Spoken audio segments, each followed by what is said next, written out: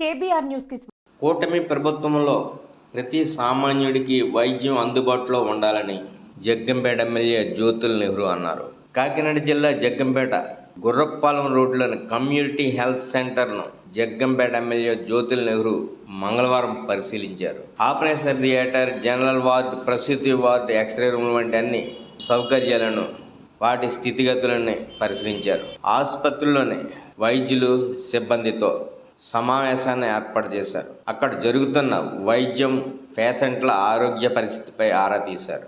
ఆసుపత్రిలో పనిచేస్తున్న వైద్య సిబ్బంది వారి వివరాలు అడిగి తెలుసుకున్నారు. కూటమి ప్రభుత్వంలో ప్రతి సామాన్యుడికి వైద్యం చేరువలో ఉండాలని ప్రభుత్వ ఆసుపత్రులలో ప్రైవేటు ఆసుపత్రికి ధీటుగా వైద్య సేవలు అందించాలని నెహ్రూ డాక్టర్లకు సూచించారు. అనంతరం వైద్యులు, వైద్య సిబ్బందికి ఎమ్మెల్యేను ఘనంగా సత్కరించారు.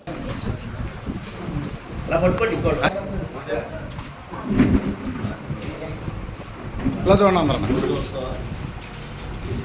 ఎమ్మెల్యే కొద్దిగా ఇలా చూడండి సార్.